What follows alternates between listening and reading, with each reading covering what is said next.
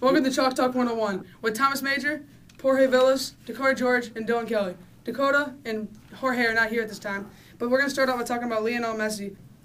Hello, and welcome to Chalk Talk 101 with Thomas Major, Jorge Villas, Takoda George, and Dylan Kelly. Takoda and Jorge are not here at this time, but they'll be in our show later. We're going to start off this segment by talking about Lionel Messi.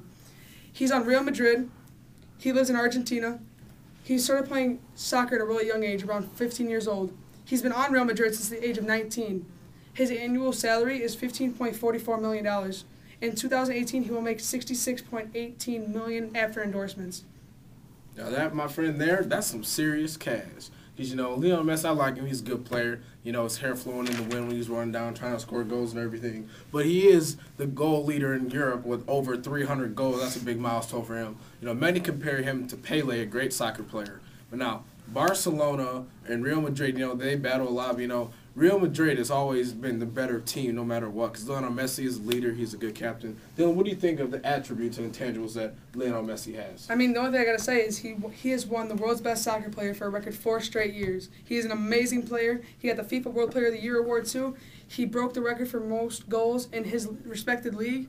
And him and Cristiano Ronaldo will just go back and forth. But Ronaldo and him have been going at it, and they still cannot seem to match up to Lionel Messi's stats. He always has more goals, less shots, more passing, more time with the ball, better defense, just better all-around player. See, in Lionel Messi, he has more pieces surrounding him for the team of Real Madrid. Those uniforms, it just brings an intimidating look when they play other teams. The blue and the burgundy all together with the yellow lettering. It's just amazing, Lionel Messi, I'm going to see him in the Hall of Fame one day, and then my kids will say, I want to be like him one day, just not with the long hair. Dylan, your thoughts on Lionel Messi and how his career has been a legacy? It's been a legacy because he, like I said already, he's won 4 straight world's best soccer players. And like you said about the parts that he has around him, he has Casilla, arguably one of the best goalies ever, David Villa, one of the best strikers of all time.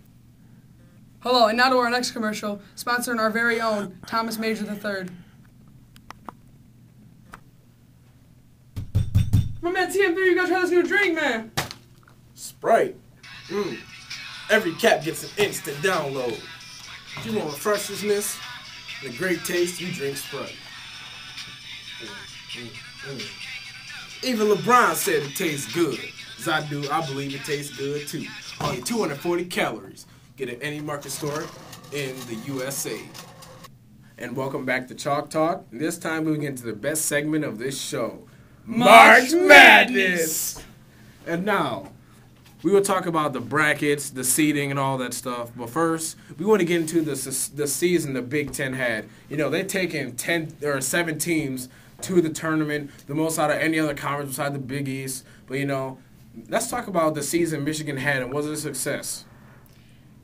Personally, I believe it was one of the best seasons they've ever had in history, except for the Fab Five, of course. All respect due to that. You're right.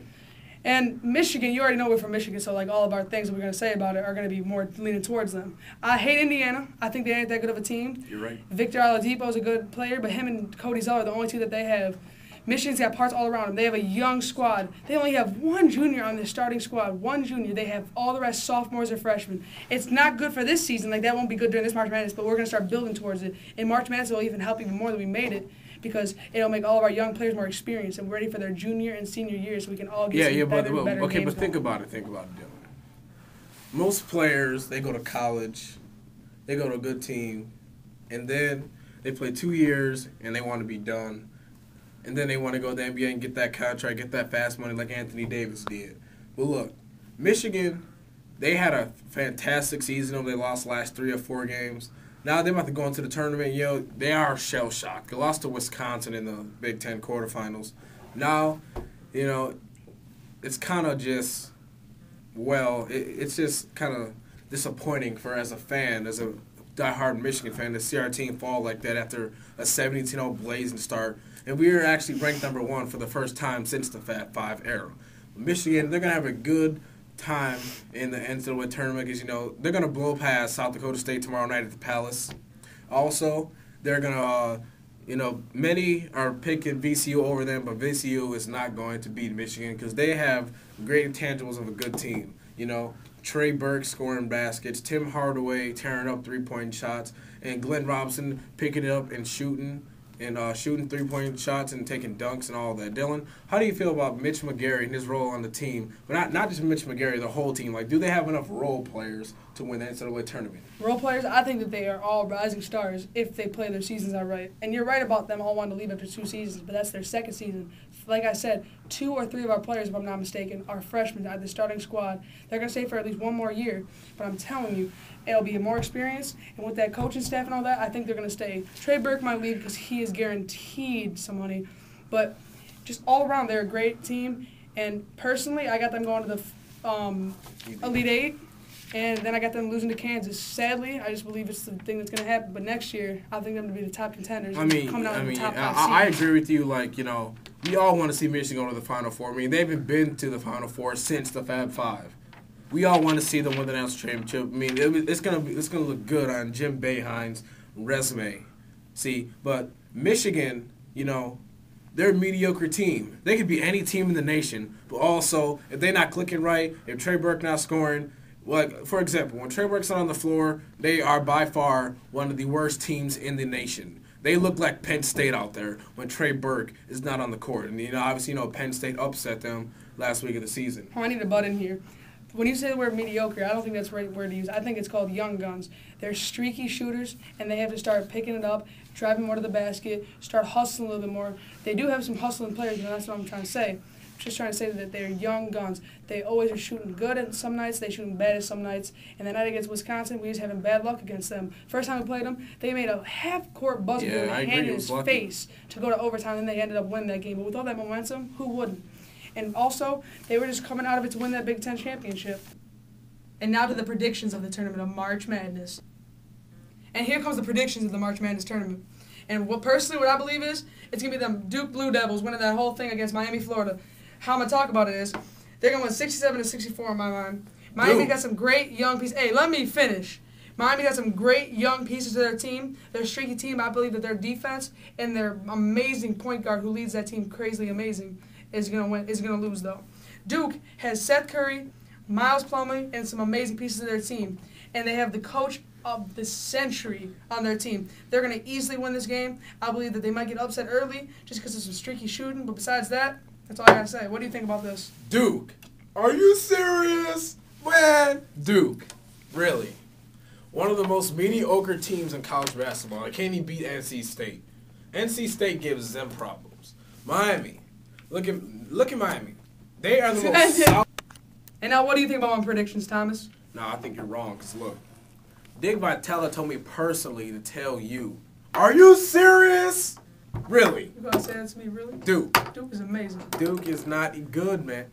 I don't have to explain this to you. Look, Miami is the best team in the nation. They gel together. They have a big man, Gamble, number 45, down low, scoring baskets, doing dunks like LeBron and Dwayne Wade do every single night. Look, Shane Larkin, even Shane Larkin would be the National Player of the Year if he went to a better college. Just want to stop talking. Let's hear what Takoda has to think about this. He's a smart man. That's all I got to say. How can you say Miami? How? How can you say Miami? And now we move on to the next segment of Chalk Talk. This will consist of the Dominican Republic, Venezuela, and Puerto Rico playing in the World Baseball Classic. Hello, and now to our next commercial, sponsoring our very own Thomas Major III. Hey, bro, try this glove out.